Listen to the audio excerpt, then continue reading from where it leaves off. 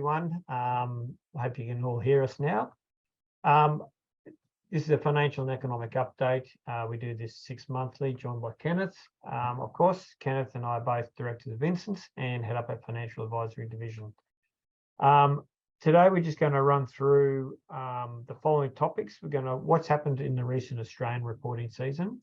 We're going to then flip over to the US reporting season, go through some comments around the global economy, and then hit those headlines that, the main topics that we've been seeing around interest rates, inflation, and of course the banking sector. We'll round that out with coverage around our investment strategy and what we're focusing on going forward. Sounds good. All right, let's get into it. Before we do, just one other administrative matter. The next slides start on Morgans Financial. Just to, if you're not aware of the relationship, Vincent's partnership. We own and manage the North Key office of Morgans Financial, and that's where our research and the comments are coming from. All right, I'll flick through and we'll hand over to Kenneth. Disclaimer. And away you go into the Australian reporting season. Sounds good. For those listeners out there, what we like to do, that haven't joined us before, what we like to do is, just give me 1 second.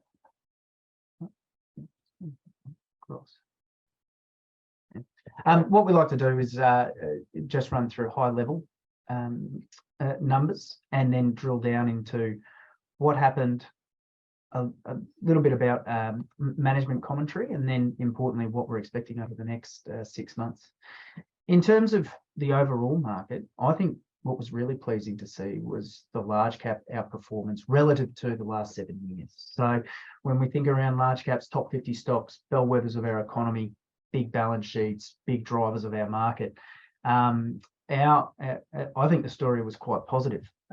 We look at beats and misses, so where consensus was sitting and where our research analysts were sitting, and how those companies performed. And I think pleasingly, it was really one of the best beats to misses in the top 50 that we've seen over the last 7 years. So that's great. What wasn't so good? The small cap area. So outside of those big stocks, I think it's clearly evident that some of these smaller companies have had a little bit more difficult time dealing with this inflation picture, seeing those costs creep through. Another few headlines that I think are well worth pointing out: dividends in that top 50 area. They actually, over 80% of those companies increased their distributions. That's a really, really solid sign. That means boards are feeling quite confident in the stability and I suppose the strength of the balance sheet behind these companies. Sorry, and the cohort of those, because there were some misses around, some decreases. Sorry. Yeah, of course. Well, I think when you look energy. at it, yeah, I was going to say. So when you look at last year, you had record high commodity prices and record high energy prices. They were always going to come off. And that's where you saw those the big drop-offs in terms of dividends. So you're right to point that out. The industrial side, and I'll touch on that just a little later. The industrial side of the big end of town was quite strong. Big increases from the banks as of last year as well. So CBA being that the big bank that reports in February. And just before we move on, we just want to point listeners to the bottom left graph, because I thought this was really interesting. We'll touch on total revisions on the next slide, but if you break this down, if you strip out those energy and resource companies, you look at the expectations, so the earnings expectations for FY23, we're looking at about 5.5%, 5.7% growth. This shows you the breakdown of all the companies in that industrials complex and what they've done to the revisions. So ANZ, NAB up, CBA, Westpac down. If you're following that through, the really positive sign was in that green end to the right-hand side. Healthcare, exceptionally strong revisions. And in total, we saw that move roughly 2%, so 5.7 to 7.7% earnings expectations pre to post February results season. Now, I think it's always great, and it's not just me. You hear a lot of investment experts, Warren Buffett, talk around listening to management. These people are the ones in charge of their companies. They're the ones that are in the best place to let us know how they're feeling over the next 6, 12 months. I think we won't spend too long on this, but I think it was really pleasing to again see that if you link that earnings expectations, so the increase in earnings expectations, the healthcare area was a bit of a standout. You also had gaming as a little bit of a standout as well. On the other side, I don't think it's any surprise to see building materials as some of the negative performers. Now onto what's going to happen, or what's the expectation over the next 6 months. Now, this was the area of reporting season that we thought raises a little bit of a concern. So I'll break this down into 3 areas. I think the first graph on this page that I'd like to point listeners to is that bottom right hand. Now, this shows you the split for FY23, so the current year, of how much companies have made in the first half of the year and what they need to make, what the expectation is that they need to make in terms of the split for their earnings to hit guidance. Yep. So you can see that we need, and it's highlighted there in the red, that we need a large second half for companies to hit their guidance, to hit those earnings expectations. This is across the board. What we've shown on the right-hand side of that is what the average split is. And so this is pre-COVID. We've stripped out COVID and the last couple of years because I think they're outliers. So FY 17 to 19, it was a reverse. So first half traditionally really strong for our market. And then in the back half, you're not seeing the same amount of expectations for earnings to hit guidance. That's a little bit of a red flag. The other area that I think was worth noting is that net downgrades. So when you look at the upper right-hand section of this slide, negative earnings revisions through reporting season for Australia is not unusual. You can see it here. It happens all the time. But what we don't want to see is a continuation of that trend at the right-hand area. So we're starting to move from a 12% net upgrades to downgrades, -12, to -18. And I think that's something that we've got to be cognizant of, that some of these companies that are experiencing cost inflation, we're seeing a slowdown in the economy, and we'll touch on that later, that top line revenue is harder to come by, that I think that skew, if you match that with the net downgrades to the skew that we need to hit, there's a higher than average chance that we may see increased earnings downgrades into the next few months. I think part of the issue around that there is that if you, based on your normalised guidance, and you're saying, well, we had a lower first half, therefore the expectation is greater in the second half to hit that guidance. Yep. The lagging effect of that interest rate rises and slowing down. Yeah, great point. Is really where we're coming into Yep. those headwinds, which is where you're coming to the point that we're likely to see more downgrades come. Agreed. So that's it on the Australian side. Yep. We always like to look at the US, and I think the US is a really important market. It's a bellwether. It's it is the largest equity markets in the world, and it's also quite global in terms of its revenue. So right now, what we'd like to focus on is again just this top line, just showing you how the last 3 to 6 months have been, and what the expectations are for earnings going forward for the US. You can see here it's clearly in a downward trend. If we're looking at calendar year, so for the full year 23, you've got to remember that they don't run off our financial year, so they're January to December. It's really looking flat in terms of earnings growth. So 1% earnings growth on 2% revenue growth. I suppose the really interesting point that we've been looking at is that's actually a decline in earnings year on year as we move through. So this quarter, we're looking at a 6.5% year on year decline for the S&P 500 earnings. That's not a good sign, no. Particularly if we've had a rebound in their area. I don't think it's any coincidence that they're having the same issues as us. Margins are being squeezed. Top line is harder to come by. And what we've noticed is the leaders of these markets have changed. Just like our market is changing. We saw healthcare flow through in the February reporting season, and energy and materials take a little bit of a breather. Theirs has done exactly the same thing. So before we get on to the net upgrades, downgrades, and the composition of their market, I think these two graphs really stood out to me, and this is done by Macquarie. The first is that upper left-hand side. What it's showing is global monetary policy cycles and how that affects earnings. Yep. It's, again, clearly evident, and it shows that monetary policy works, as it is when there's a big push or liquidity push by central banks. Earnings go really, really well. That's decreasing borrowing costs. People feel more confident and go out and spend. So earnings shoot up. The reverse is also true. And so when we're looking at that left-hand side, what we're concerned at is there is a drain of liquidity at present. We're no longer in quantitative easing, we're in quantitative tightening. We're also seeing interest rates move up, and that is pulling earnings down. I think it's a great graph that shows the effect of monetary policy. So we wanted to point that out.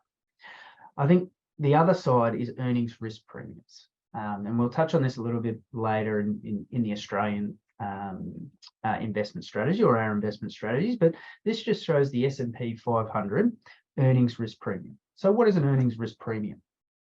Really, if you think about it, it's just the extra premium that you should make when you invest in equities over a 10-year government bond.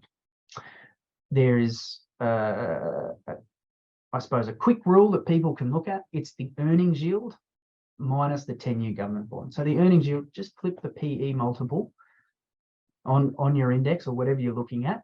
It's not exact, but if you look at that, that's the earnings that you're expecting to make relative to the price. And so that'll give you, like if you looked at the S&P 500, you're looking at around 18 times. 1 over 18 is about 5.5%. If you look at this graph, you can see that at the moment, and this goes back to 1975, this is some of the lowest equity risk premiums that investors are willing to accept.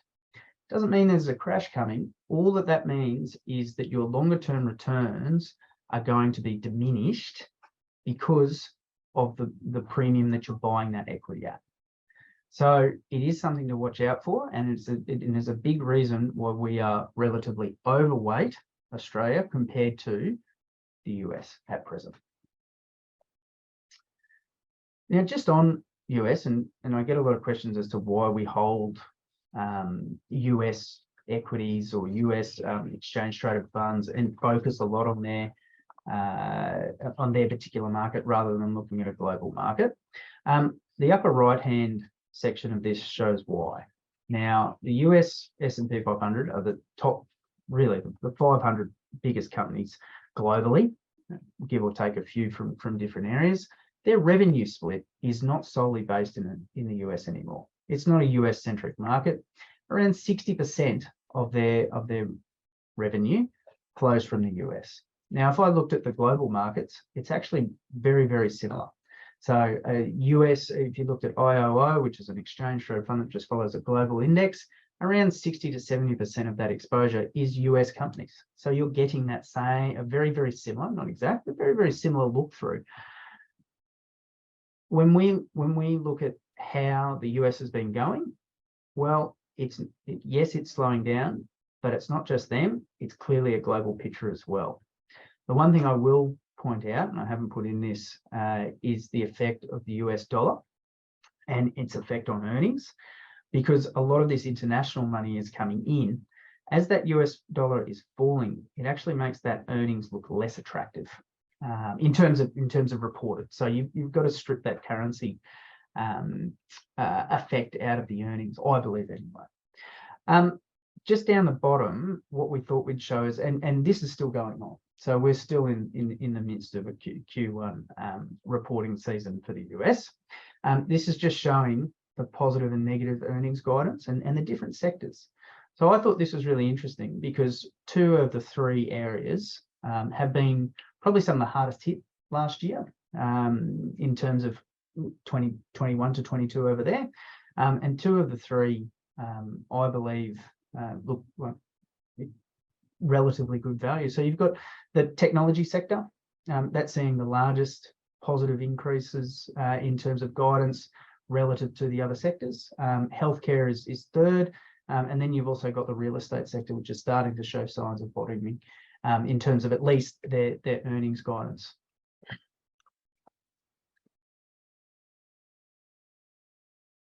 So on to the global economy. Really high level. This is done by our chief economist, Michael Knox. What this is just breaking down is the real GDP growth. So you're stripping out the effects of inflation. This is just how much each one of these areas is looking at growing. 2022, you can see across the board a fantastic year. It's not often that you're seeing those sorts of growth numbers around. Now, 2023 and 24, it slows right down. That is a very big part and a very big part of what the RBA wants to do. They want to see that slowing. They want to see the inflation outlook start to temper off. And I think on the next slide, we'll talk about that and how that's looking. But I think Australia, this talk of recession that's out there, or potentially going into recession, it's not showing in the numbers. We've got an exceptionally strong unemployment growth at present. And I think out of all of these areas, yes, we've got a really big slowdown in that US area, so we've got to be cognizant of that. If you look at that inflation to growth ratio there, China, some of those developed markets are starting to look attractive. Yeah, there's probably a couple of things out of that too there. US and Europe, which is probably the areas of, and well, clearly is the areas of low economic growth and potential recession concerns there. And China, they don't have the same inflationary issues as one of the takes I look at. When you look at the consumer price inflation there, which allows them to have a different monetary policy to what the US in Australia is doing. Great so point. That looks good for us. Great aspect.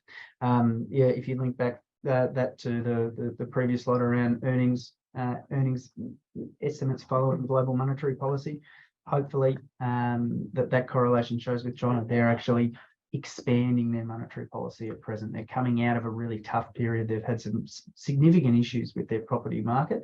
That's about 20 to 30% of their GDP. And our belief is that they will continue to be supportive at present. And the relevance for us, I suppose, in respect of our economy. Well, we're intrinsically linked to China. And in no small part is our market not potentially not dominated, but the resources companies that we have, they do rely on China quite heavily. That should be a positive for them. Yep. So I think we'll have a look at bulk commodity prices a little bit later as well.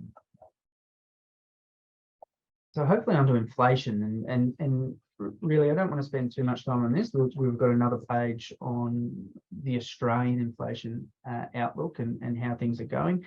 But I think it's pleasing to see that some of these incredible inflation numbers that we saw last year are easing, and the expectations are that they continue to do it.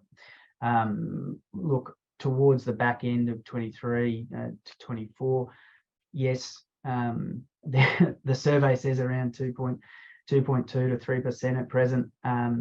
Whether it gets there or not, I don't know, but it's all around the trend line and what we're looking at right now.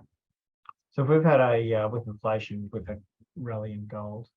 Yes. If we start to look at and moderation of that inflation, or more flatlining and control of that inflation, and the US dollar, where does that actually lead? Gold prices, gold okay. So I think you've got to take a look at what the expectation is for inflation, and is it going to stay stagnant while, so keeping at this elevated level while the, I suppose, more accommodative monetary policy comes through. That's actually a really positive sign for the gold price. I will say that the gold price is at an all-time high right now. So as with everything, the market is forward looking. I think that gold price has started to pencil some of this in, and inflation, core inflation over in the US is falling, but it's still at 5.5%. So it depends on how this all plays out. The gold price is at an all-time high. I actually think that there might be a little bit of a pullback in the near term, but after that, we're quite positive on the gold outlook. And you mentioned the word core inflation there. You'll see it here in the media, core versus headline inflation. Yeah, certainly. So maybe explain a little bit. Yeah, for listeners out there. So when you think around headline inflation, and that's the one that comes out, and we've reported on it in the next couple of, I think it's the next slide. What you're looking at there is inflation that includes energy and food and beverage. So quite volatile. And so what economists like to do is go, well, they move around a lot. I want to strip that out. I want to see what's really happening with transport or housing, recreation, those sorts of areas of less volatile inflation aspects. And so that's the difference. They just strip out the energy component, they strip out the food and beverage component to give a little bit more of a key indicator for what's happening in the economy in terms of inflation. Excellent. So on to the domestic inflation story and interest rate story. So what we've done is we've taken a snippet of our interest rates PowerPoint presentation from April last year. This is word for word what we put in. 2022 will be a year where interest rates trend upwards. This means higher borrowing costs, higher savings rates, and if wages don't pick up, a reduction in real incomes for Australia. That upper right-hand graph was the expectations that the market had penciled in. One, for the number of rate hikes that year. So that was around 5. And we were supposed to move from 0.15 all the way up to the heady heights of December 2022 to 1.25%. We have just been through the most aggressive interest rate cycle in Australia's history. And to show that, what we thought we'd do is now show you what actually happened. So in April 23, the bottom right-hand graph shows you what we were in 2022 and what we got to. We had 10 up to now, so you've got to remember that there's probably one or two. Yep. So we have lengthened this out, but importantly, instead of 1.25% to December, we're now at 3.6. It's truly incredible what had to be priced, what was unexpectedly priced in, and that to us was the story of 2022. The cost of capital went up, and that it wasn't an earnings story. You saw in those last the last slides that it was a great year in terms of GDP growth. It was all around multiple compression, and this is what caused it. Yeah, and even if you want to peel that back to December 22, you're still over 3. Yes, yeah, so you're right. Yeah. So what are we looking at now? Well, and I think moving forward, a lot of this hopefully is priced in. We're not going to see another a doubling of expectations in terms of interest rate rises. We don't believe that's going to happen. The bond market doesn't believe that's going to happen either. So what we're now looking for is signs of how long this is going to last, and importantly, when this cycle may end. So key indicators that we're looking at: unemployment rising, CPI, so inflation starting to deflate, or at least see disinflation, which has come about. And right now, I don't want to focus too much on what the quarterly numbers are. So that's 6.8. Sorry, the monthly numbers are, which is 6.8%, because it's not a year-on-year comparison yet. That's only a new measure that's been brought in.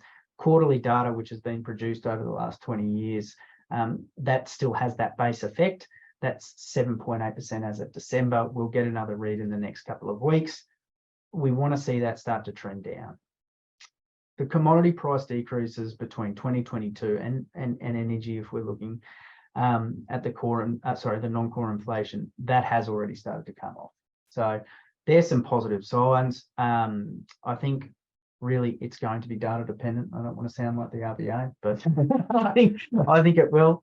And what we're hoping for is a little bit less volatility in terms of the equity markets because of interest rates. Now, I know that you say it's data dependent, which is correct. And there's some of the key leading indicators that we keep an eye on to understand what that inflationary picture looks like, and therefore how will that impact potentially monetary policy from the RBA. One of the other things in the backdrop there that you often hear is, and if you think around the shutdown of China recently, and is really around how much of in these inflationary pressures relate to supply. The supply issue. Yep. And then where are we starting to see that easy? And then where does that? That's a great question. Over the last, say, 12 to 18 months, a big part of that was that pent-up demand for goods Yep. And those goods were struggling to get to places. Yeah. So we saw supply chain issues. The Baltic Dry Index, which is an index that you follow to see how much it costs to ship things across the world, was at record highs. That has come right off. So we're no longer seeing the same sort of supply chain issues that we once were. They're starting to abate. Yes, there's some single sectors where, and you can focus on the auto market and whatnot. So I'm not saying it's all done, but it's largely abated. Yep. I think now it's around how long those goods and services stay up. So not goods. The services sector stays up. So the services sector, people have been, willing to spend for experiences, go on holidays. Now, with this cost of borrowing, how long can they continue to do that? I think that's going to be a key indicator. And energy? Well, energy at present is close enough to not yearly lows, but hasn't had a very good year. That's a deflationary story right now. We'll touch on bulk commodity prices on the next screen, but I think right now the base effect for energy, as we saw over in the US, has actually pulled inflation down. So we're mildly, I say mildly, we're slightly bullish on energy moving into the Northern Hemisphere months, but last summer months, but last year oil touched $140, $150 a barrel when Russia invaded Ukraine. You look at what we were expecting over in Europe just in September and October around this shortage of gas and where are they going to get it? Well, we've actually got the flip side now of they're at capacity in terms of storage for their gas in Europe. So it is a complete bout face. We don't believe that that's going to be a large impact, volatility aside, or as large an impact as it was last year. Yep. All right, thank you. Bulk commodities. Yeah, bulk commodities. Very similar to gas, which we just spoke about, in oil. Thermal and met coal were at stratospheric levels only 6 months ago. It was incredible. The war on Ukraine certainly has had a big impact there. I think the really big impact is that there's no supply side being put on. You no longer can get banks to lend. You can't get a project off the ground. So it's a really tight supplied market. And that has started to roll off. Our analysts are actually expecting that to start to pick back up. And it's for those reasons that it's not, the demand side is still there. Asia is still using a lot of coal. You still need met coal to produce steel. So we're seeing, we're actually expecting that met and thermal coal to start increasing. Iron ore, well, I wouldn't say it's been a bear market for iron ore. It's still over $100 a ton, which is just incredible for our miners. But the expectation is that is going to start recovering, and I think you can really come back to those comments that you were making in terms of China, their economic policy, and the rebound in property sector when it happens. Excellent. All right, that's interest rates and inflation. Global And the third economy one, done. global economy. The third one is banking. Yeah, well, we thought it was really important to get this message out to clients, because it really did dominate the headlines. We had Silicon Valley Bank, so SVB for short, fall into liquidation, subsequently being taken over. We saw Credit Suisse get taken over, and we saw a lot of volatility, a lot of headlines in the press over that March period.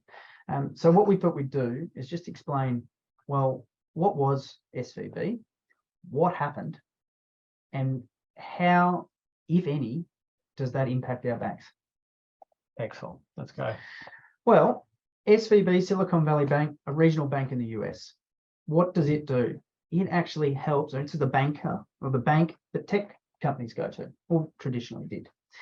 Over the last, say, 2 years prior to the start of interest rates rising, it was getting flush with cash. Everyone was giving money to the tech sector. They were raising money hand over fist, and yes, they were spending it, but they were depositing it into SVB.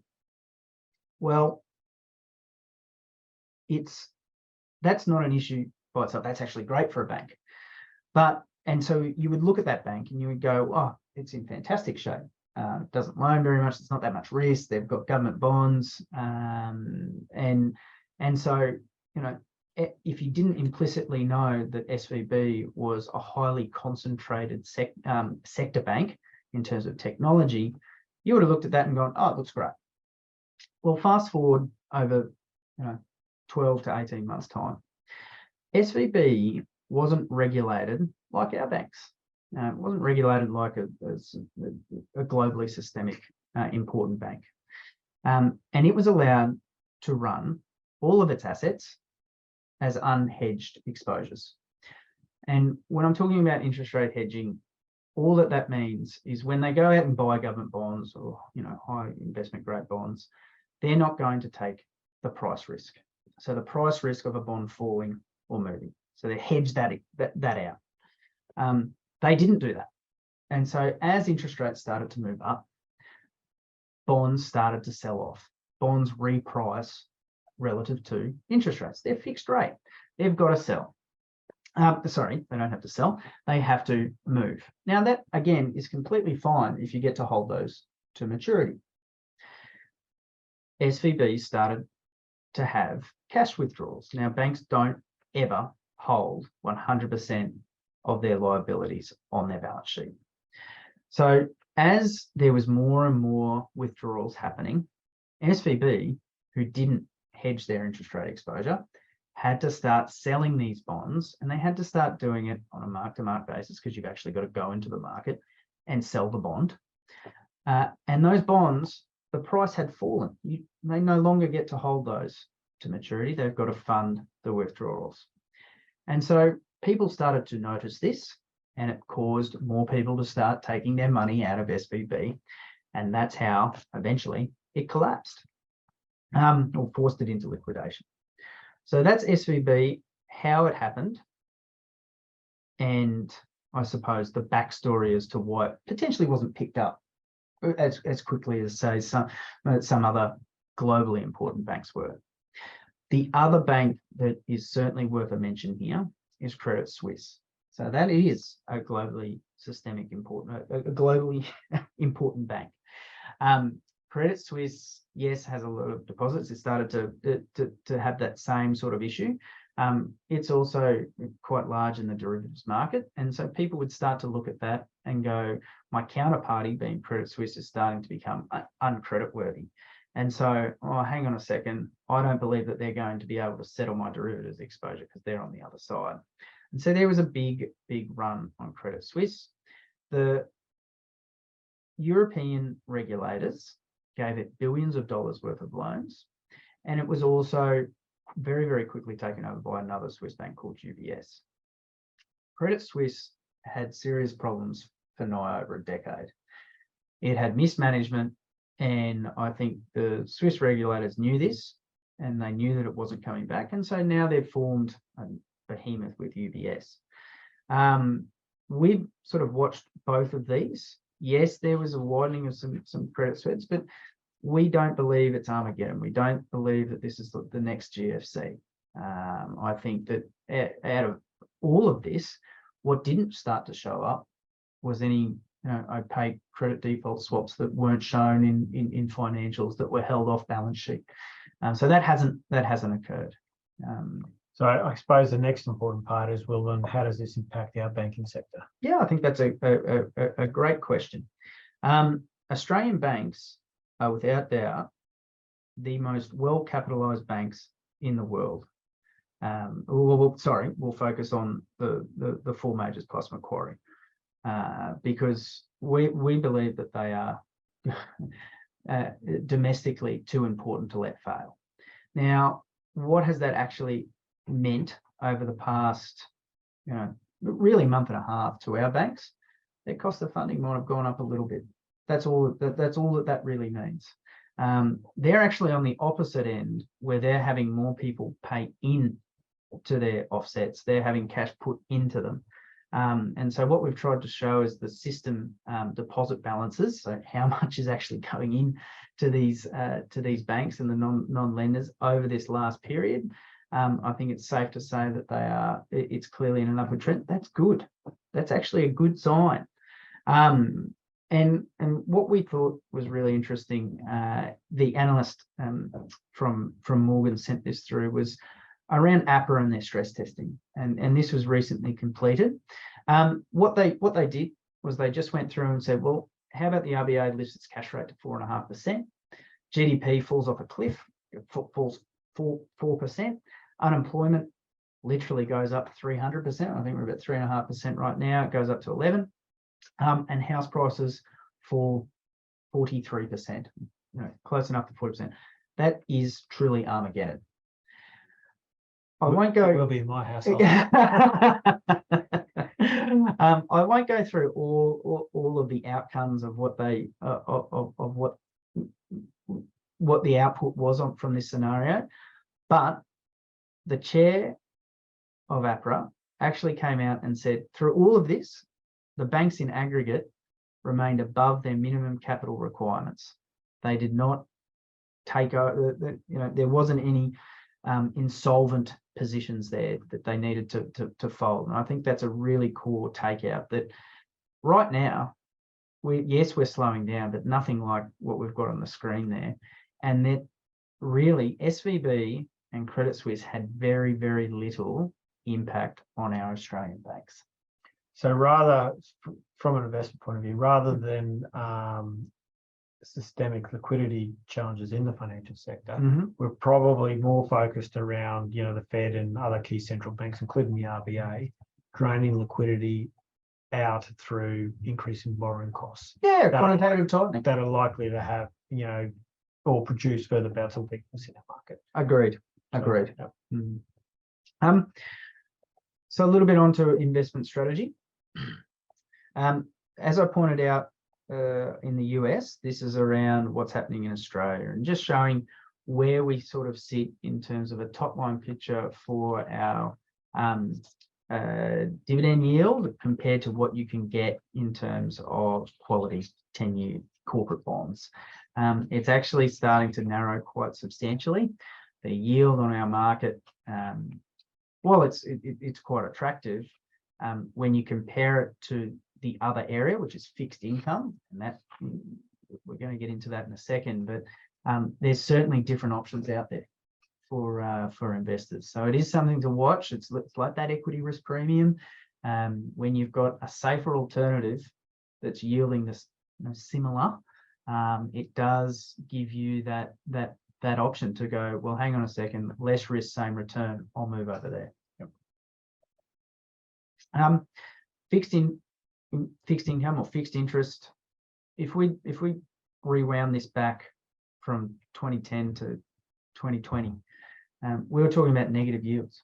There was an acronym going around, TINA. There is no alternative to equities. Well, now there is. These interest rate rises are real. We're looking at floating rate exposures on our market that are yield to call, so you hold them over the life of the instrument. They're above 7%. You're looking at corporate bonds right now. They're yielding about 4.5 to 5%. This is a range, of course, and Australian government bonds. And we'll talk about the 10 years, roughly around 2%. Sorry, 3.2%. So there's certainly some interest in these areas. And while we're not advocating for people to do anything, it does give different options out there when you can look at a corporate bond of investment grade quality and go, well, I can hold that over 5 years and get 5% for it with very, very little volatility. That may be attractive. I think it also brings into, if you put the backdrop of hopefully where we're peaking, I'll ask questions later about this, but where we may be peaking in monetary policy interest rate increases. We've had a lot of floating rate exposure in this fixed income space, or floating rates. But if we started to see, or not started to see, we have seen the yields rise and the capital values depreciate, it starts to bring into the picture picking up some bond exposure, which I know that we as part of our investment strategy have not taken over the last few years. It starts to bring that into the picture. Oh, it certainly does. Now, when we talk around interest rate risk and defensive portfolios, you and I always discuss this. We want to make sure that a dollar's still a dollar for clients. We want to make sure that there's not that much volatility within those defensive assets. And there's plenty of ways in which you can do it. You can shorten your maturity right up. You don't get much yield. The way in which we've traditionally done this is through floating rate exposures. So the volatility comes through in the income that's being produced, not in the capital value. And I think that's really important. So when you look like for like, if you have a government bond and a floating rate government bond of the same quality, there's always going to be less volatility in the floating rate note compared to, and that means up and down.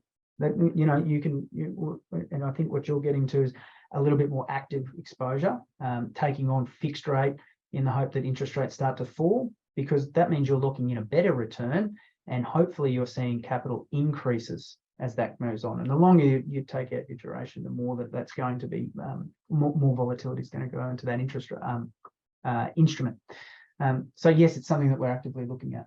Yeah, and the lower volatility in the floating rate is because you've got that fixed margin above the bank bill swap rate. Yeah, so the volatility is the credit spread above the bank bill swap rate, whereas as opposed to a complete movement in capital value for yields. Yes, on the bond side. That's right. So a little bit, we thought people would find this interesting. So this is the Q2 for 2023 asset allocation. Now, when you look through this, mildly overweight some cash. Why would we be not more overweight, given what we've just gone through with earnings risks? Yep. It comes down to valuation. Our market's on about 14.5 times forward earnings. Now, that's, relatively speaking, that looks reasonably attractive. We are mildly underweight global equities. Well, why aren't we more? Well, we also don't want to be jumping at shadows. Things can change, and they can change really quickly. And so this is just some tactical tilts that we're working through at present. I will say that out of this page, yes, we remain reasonably cautious in terms of equities over the next 6 months. But if you're a long-term investor, you want to make sure that you've got your strategy right and that you're not being too active in terms of your exposure. What we like to do is, in terms of what we're looking at moving forward, is just to show you how we were positioned last time we came 6 months ago. I think it's a really good check back in. The first and foremost is that top part. The FY23 in earnings looks likely to come under pressure. That hasn't changed. How were we positioned? Well, we wanted to be quite defensive. If you think back around the uplifts and downlifts of what moved the earnings or EPS forecast for the industrials on that very first page, a big end of that, so that the positive end was consumer staples and healthcare. And I think really pleasingly, out of that top part, that's sort of where we were. We had Endeavour, CSL, ResMed, Ramsay Healthcare. When you look at the IT or the information technology, big end of town, Microsoft and Google, they've actually had a nice rebound as well. I think that's more to do with just being so severely oversold and moving into the reporting, the recent reporting period. So we were happy with that. Again, what were we looking at in terms of banking exposure? Well, we liked NAB, but not too far in terms of the overall. We're sort of equal weight there. Another one that stood out was the gaming aspect that we spoke about. So that's TCL there. Oh, sorry. No, that's 10. The Lottery Corp, that's TCL. So apologies. The other area was the hybrid market. We still really are attracted to the hybrid market, and it's proved really fruitful. Looking at Trim, some of the materials area, I think that's what let us down. If you looked at BHP back in September or Rio, they've certainly paid some exceptional dividends and moved up. Where we got it right in terms of that area, well, lithium has fallen off a cliff. It's basically halved. And if you notice with those coal graphs that September, October was the right time to start selling those. When I was about to say what we're just about to go into, but negative on Europe and UK, and then really interesting, the alternative asset space, I actually think is coming under a little bit of pressure right now. You don't want to go into something that you don't know, and that was the big pullback for us. We don't know how some of these smaller companies that aren't listed, that these guys would be pushing into a deteriorating economy would go. So fast forward to today. Well, we are overweight large cap stocks. I think it was really pleasing to see that through results, that paid dividends for us, pardon the pun, across our models, and we'll touch on our models before, but our skew is really over 90% in terms of the top 100 companies that we hold. We are overweight Australia relative to international. Why are we? Well, the valuations are less demanding or undemanding, and we think that the dividends, particularly in that industrial space, looks reasonably robust. We still really like healthcare. So what we were focusing on last September is basically the same as what we're looking at now. Defensive characteristics. Over 10 years, the healthcare sector has been the best performer. It's also one of the least volatile indices as well. So if you're getting more return and less volatility, I think it's a great place to be. We are clearly watching for those earnings revisions in May and June. We've got a Macquarie conference coming up that the whole market pays attention to in May, and it starts the confession season for a lot of those small cap stocks. We are now the other way on coal and lithium. There's been a big sell-off, and we're starting to look at those actively. I think the only big area of or sector that we've sort of been avoiding has been most discretionary retailers. I don't think that comes as any surprise.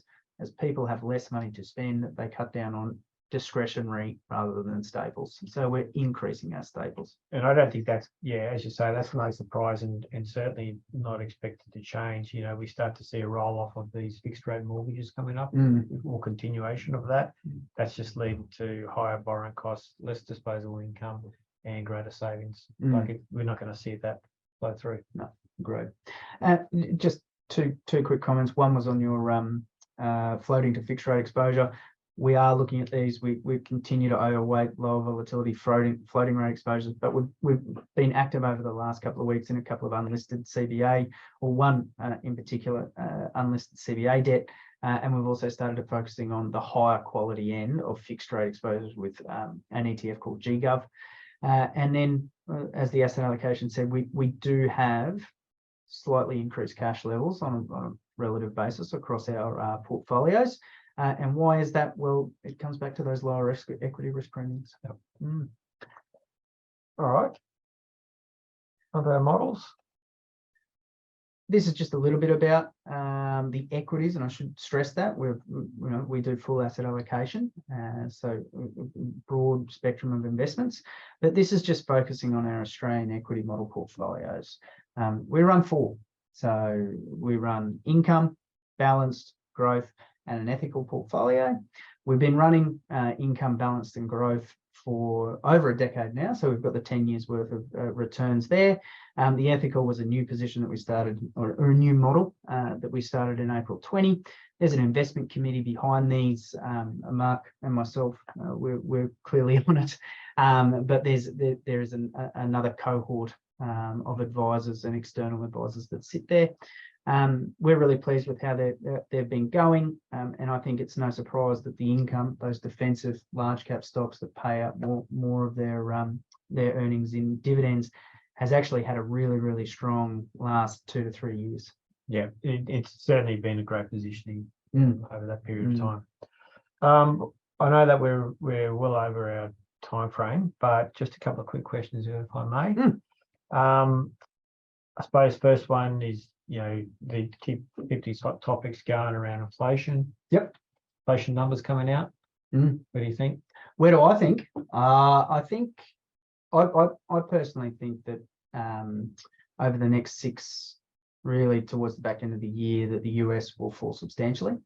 I think that there's 6 months in front of us. I think domestically it's going to be a little bit more stickier. I do. I think that we're sort of sitting on the monthly numbers of about 6.8. It's clearly trending down. I don't think we'll see 7.5 anytime soon. But there's a lot of pressures around, there's a lot of interest right now around wage increases for unions, and if they start to come through, then that's really going to have a big impact on our inflation numbers. So falling in Australia, but not as much as the US. All right, I'll 2 additional questions. The US side. Yep. Falling over there. What about the Fed? What does it do? I think it cuts by the end of this year. I really do. I think, to your point, we're looking at the US reporting season right now, and in particular their banks. Yep. That's when we talked about SVB and Credit Suisse. Well, where do you want to look at where the most impact is going to be felt on SVB and those regionals? Well, it's the US. I want to see how the majors do. But I think, I think their banking sector will be the key source of how their market goes over the next 3 months. So cutting interest rates too early to put your toe into growth assets? I come back to the equity risk premium, and I come back to the falling EPS estimates. Yep. I don't think there's a better data point out there to look at than consensus earnings and what they're seeing right now. So we're not, stock specific aside. So we're just talking general terms. No, I'm not going into international markets right now. Yep, but something to watch. Definitely something to watch. Australian market, inflation really starting to come under control. Some fixed rate mortgages coming off, which they will have a greater impact. So there is a lag, as you commented in earlier. Where does the RBA go from here? I think they hold, but that's probably a little bit more contentious than I think everyone else. Than your other questions. So I think that they're done. Maybe you get 25 basis points more. I should point out to listeners, though, that that's at odds to our Morgan's forecast, which is at 4.85% by year end. So when do they start cutting? I think they start cutting towards the back end. Sorry, not this year. The start of calendar year 24. Excellent. That's it. My pleasure. All right. Thanks, Kenneth, and thanks, listeners, for logging on. And if you have any queries, by all means, reach out to Kenneth and myself, and we'll be pleased to chat. Thanks very much. Thank you. See you guys.